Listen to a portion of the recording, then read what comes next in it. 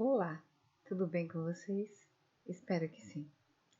Hoje no eixo Saúde Coletiva estaremos falando sobre o último conteúdo. Chegamos ao fim.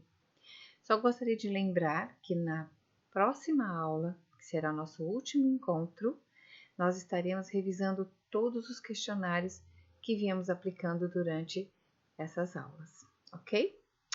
Então vamos lá?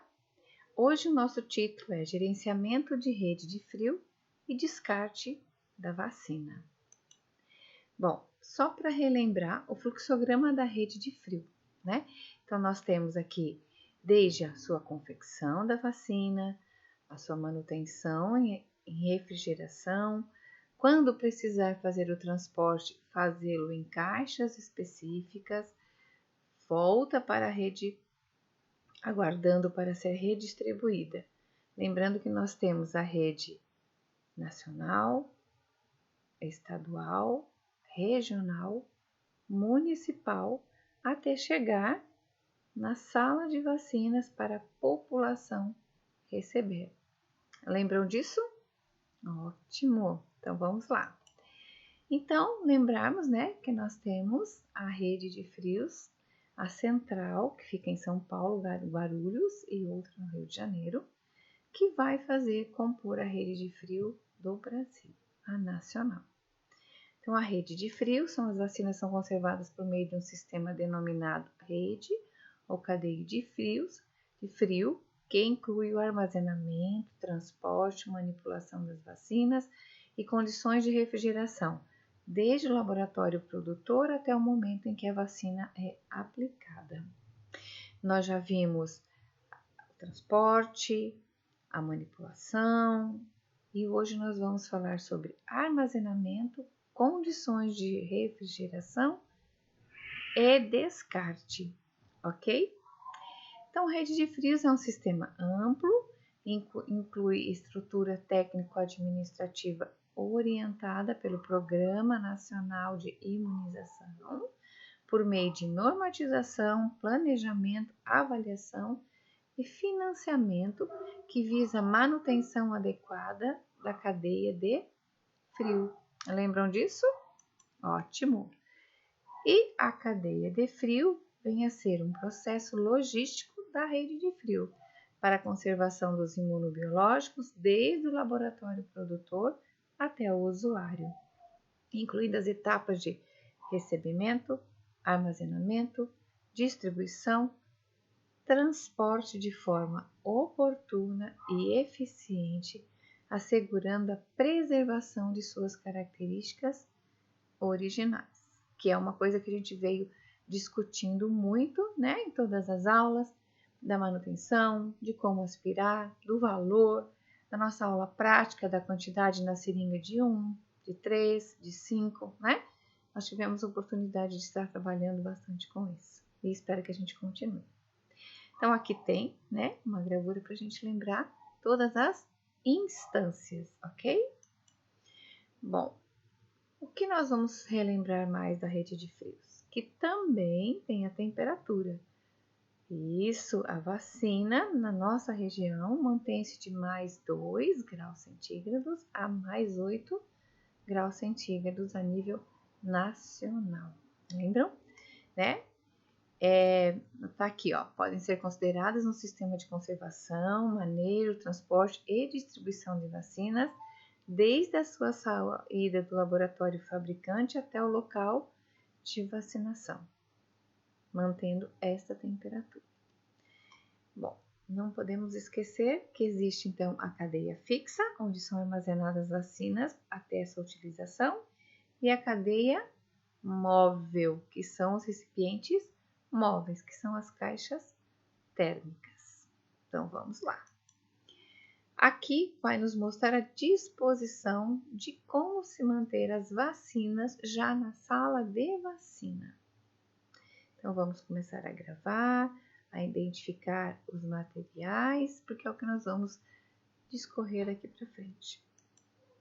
Bom, Como já falado, a conservação das vacinas é feita através de um sistema denominado rede de frio, que inclui o armazenamento, transporte, manipulação das vacinas e condições de refrigeração, desde o laboratório até o usuário. Vamos ver recomendações. Primeiro, o refrigerador deve estar posicionado em um lugar nivelado, não exposto a raios solares ou próximos à fonte de calor. O refrigerador deve estar instalado 30 centímetros à distância da parede para que haja circulação e não esquente o motor. A fonte de energia elétrica deve ser exclusiva. As geladeiras não são recomendadas a tipo duplex, porque elas têm 2 compartimentos separados e fica mais difícil o seu controle. O refrigerador deve ser única e exclusivamente para uso de vacinas, não permitindo alimentos, bebidas, material pós-coletados, só vacinas. Manter sempre a porta refrigerada fechada. Já pensar antes do que eu vou captar dentro da geladeira, abrir, pegar e fechar. As vacinas devem ser colocadas nas prateleiras centrais e nunca na parte mais inferior do refrigerador. E também não ser colocadas na porta. Os frascos e ampolas de vacina devem ser colocadas em bandejas perfuradas, preferencialmente, sobre as prateleiras a fim de haver boa circulação de ar frio, ou seja, para manter +2 a +8. Isso. As vacinas dentro do refrigerador não podem ser armazenadas em caixas térmicas, plásticos, a não ser que já estejam perfurados ou abertos, para favorecer a circulação do ar frio e mantê-los resfriados. As vacinas em suas embalagens original devem ser arrumadas de forma a manter a distância entre elas, aproximadamente de 2 dedos, e dispostas de uma forma que possa haver a circulação do ar em torno delas. As vacinas com vencimento mais próximos devem ser colocadas à frente para que sejam utilizadas primeiro.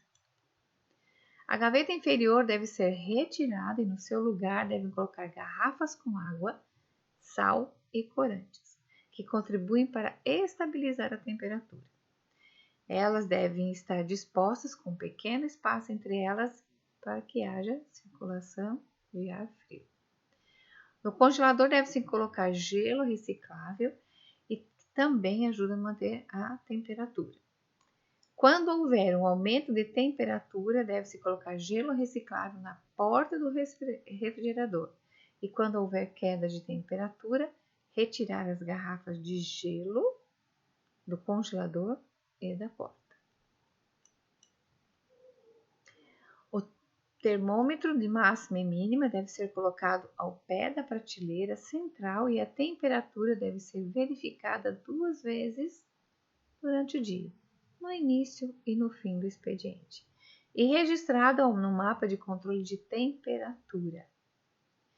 Para proceder à limpeza do refrigerador, retirar toda a vacina e colocá-la em caixa previamente preparada na temperatura de 2 a 8 graus positivos. Após a limpeza, ligar novamente o refrigerador, manter a porta fechada em torno de 3 horas para estabilizar a temperatura e aí eu vou retornar as vacinas. Durante os cortes de energia elétrica, o sistema de conservar os pacotes, lembra das garrafas, do sal?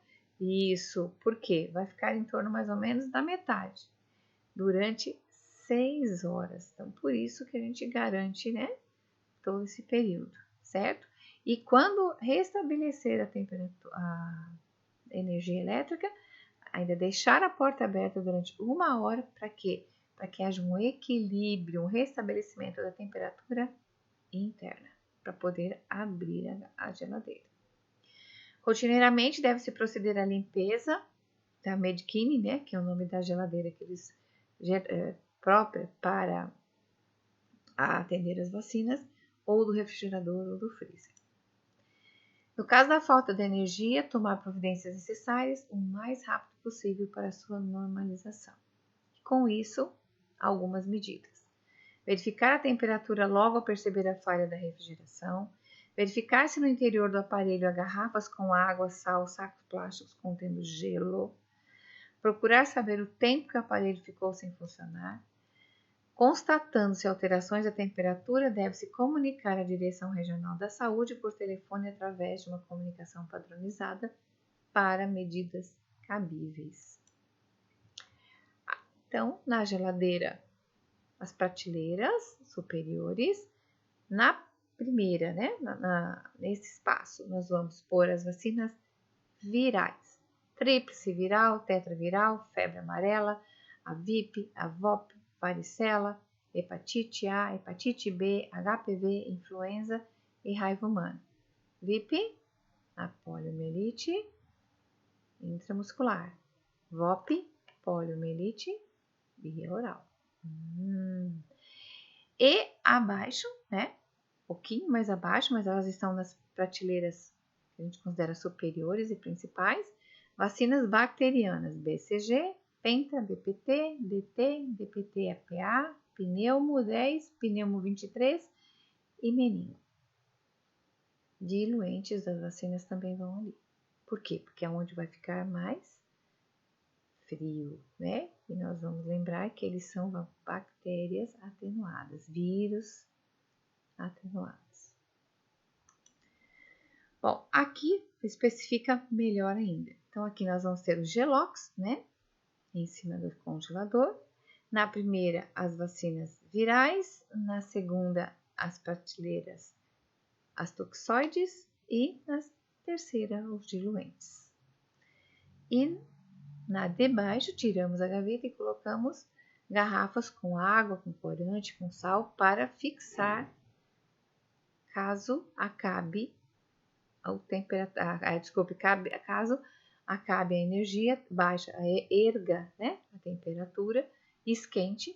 Então, esses manipuladores, né, esses conservadores vão manter até a gente poder resolver o problema. E na porta, lembram? Não vai nada. No máximo, gelox. Diz a regra, se caso esfriar muito, o que a gente faz? Tira-se os gelox da porta para não diminuir muito a temperatura, baixar de 2 e aí vai o quê? Congelar as vacinas. E nós vimos que precipita. Lembra da nossa primeira aula de rede de frio? Acho que umas 3 aulas atrás. Beleza. Então, aqui, né, uma verdadeira geladeira, mostrando as garrafas de PET ali embaixo, as bacterianas, as virais com seus diluentes, né? E também aqui as virais. Ó, a VIP, triviral, certo? A Penta, a SAI, a PET e aqui os PETs, certo? Nada nas portas, ó, pode ver que não tem nem nenhum substrato, certo? E aqui em cima, né, que vai estar o congelador. E ali está lá atrás quem? O termômetro. Nós já vamos falar dele. E aqui, né, uma geladeira farta, certo? O que a gente fica um pouquinho, né, preocupante que lá embaixo, ó, não tem. Só que, lembrando que essa é uma geladeira própria para vacina.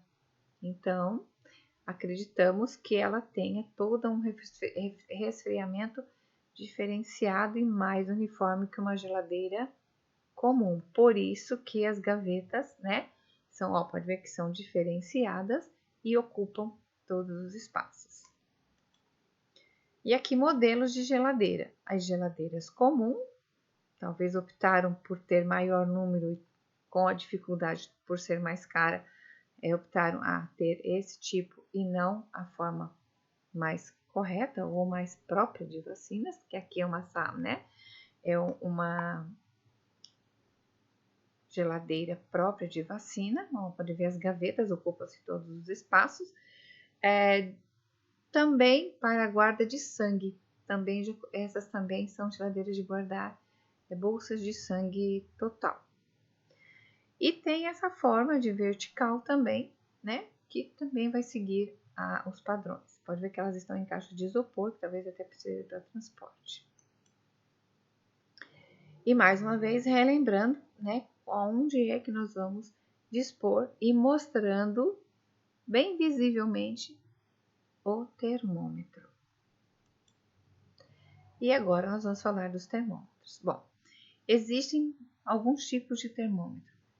Termômetro de máxima e mínima analógico, termômetro digital com cabo extensor, termômetro, vamos lá de novo, máxima e mínima analógico, desculpa, termômetro digital de cabo extensor, termômetro linear e termômetro analógico com cabo extensor.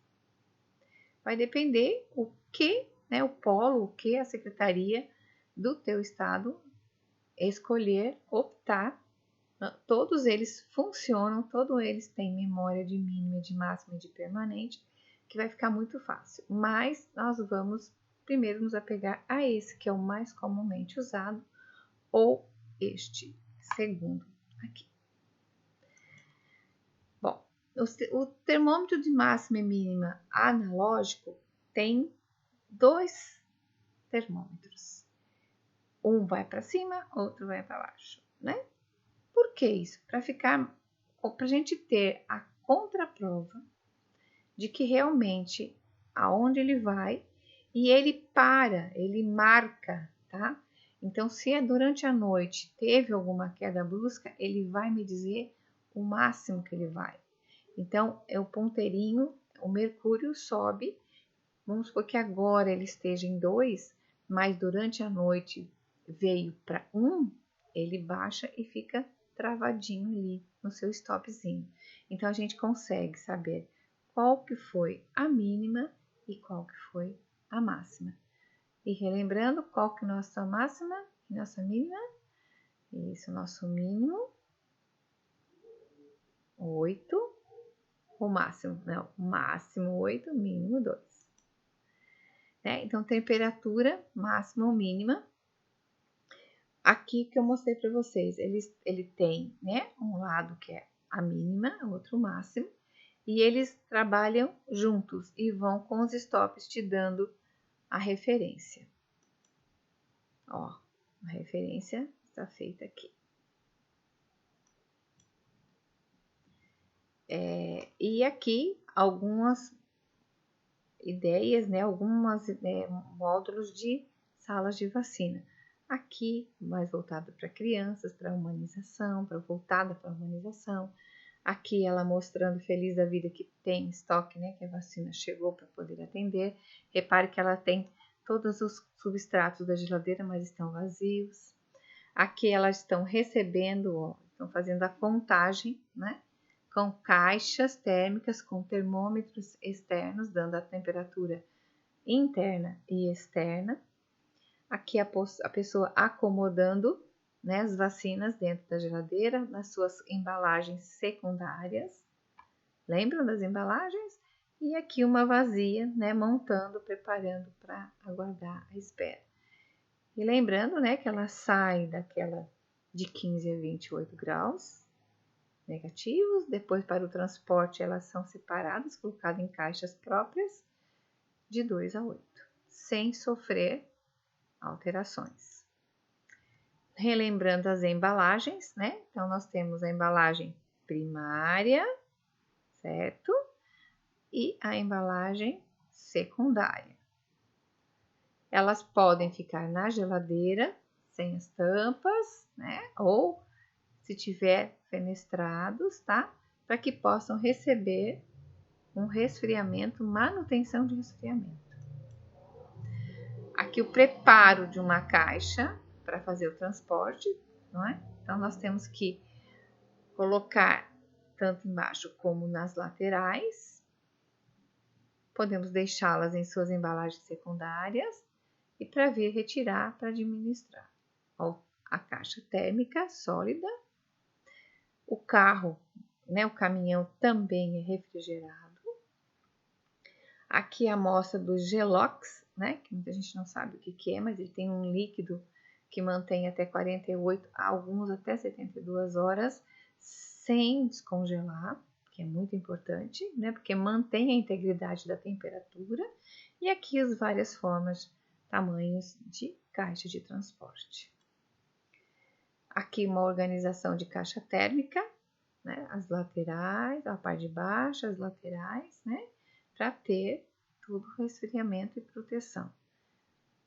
Pega-se do freezer os gelox, dispõe na caixa para dispor o material.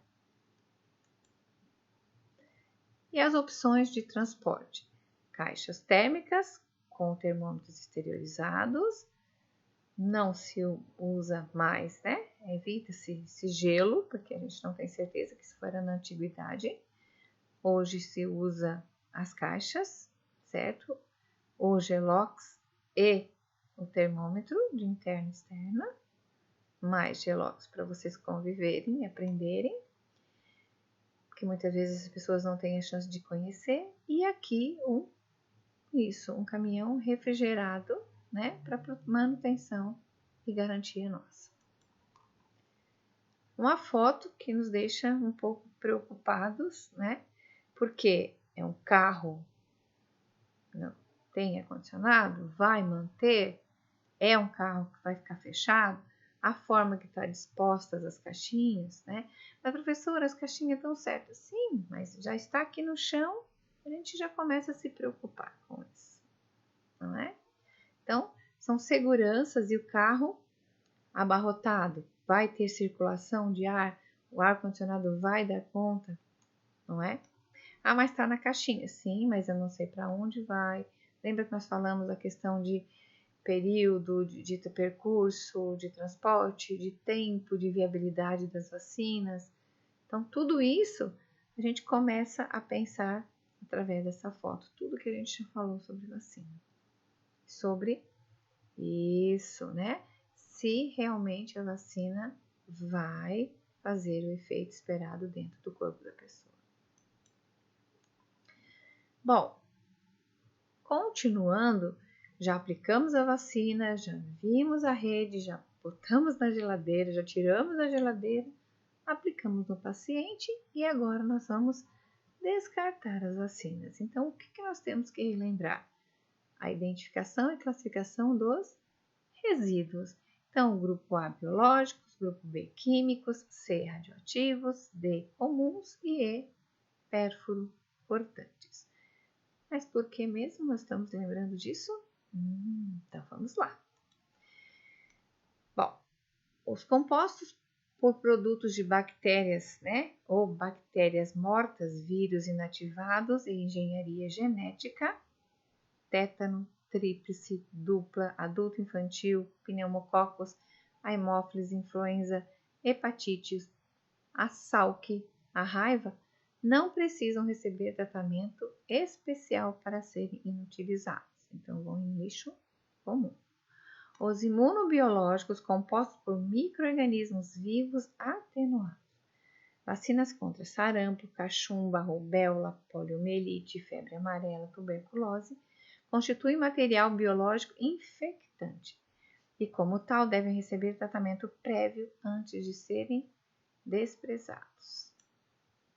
Então, ele tem uma ordem, né? Tem uma RDC que vai nos orientar como proceder com essas vacinas que precisam ser tratadas antes de serem descartadas. Ou a empresa ou a sala de vacina terceiriza esse processo, ou ela mantém uma autoclave na sua área para fazer este procedimento.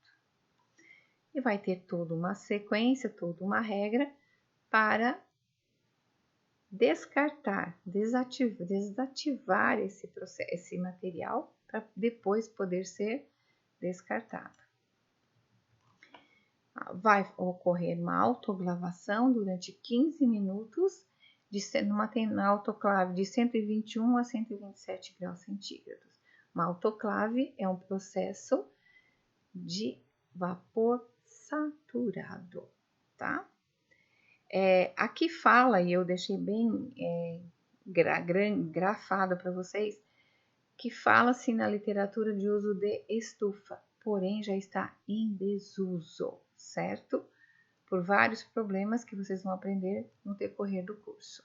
Então, não se usa mais estufa para desativar, né, desnaturar as proteínas das vacinas. Somente autoclave. Vai se falar também de outra resolução, como é que se transporta esses materiais, né, que vão ter que estar identificados contaminados para serem encaminhados para os aterros sanitários. Aqui tem o ciclo, né? Então, está industrializado, uso e aplicado, como vai ser descartado. Como vai ser disposto dentro de um lixo comum, então tem várias opções, né? E agora nós vamos lembrar das agulhas. Os pérfuro-cortantes vão ser desprezados na caixa amarela, certo? Ou caixa verde. Lembre que elas são do grupo E, pérfuro-cortantes. E no final, vai para o abrigo de resíduos da unidade que foi feita a aplicação até o carro vir buscar e ser levado para o aterro sanitário. Não esquecer dos EPIs que devem ser utilizados e acompanhar a outra opção de aterro, né? Aterramento no solo, certo? E lembrando mais um pouquinho que existe a CRIE, tá? Peço desculpas que não é descarte da vacina aqui. Existe um centro de referência para imunobiológicos especiais. São centros de referências especiais com finalidade de facilitar o acesso à população, em especial como portadores de imunodeficiência congênita ou adquirida, de outras condições especiais de morbidade ou exposição de situação de riscos aos imunobiológicos especiais para a prevenção das doenças, que não participam do Programa Nacional tradicional, certo? São produtos especiais e as pessoas vão estar recebendo neste CRIE, certo? Como é que eu sei que existe esse CRIE? Nos municípios não há, então nós temos que procurar a Secretaria Municipal da Saúde, que eles vão encaminhar aonde tem, geralmente nas suas capitais. Aqui tem um questionário e um pensamento. Caminhamos juntos até aqui, pensantes, integrantes, conscientes de nossas escolhas. Continuemos firmes no propósito de saber cuidar das pessoas. Meu muito obrigada e até a próxima. Até mais. Vamos terminando por aqui. E tudo de bom para vocês, meninas.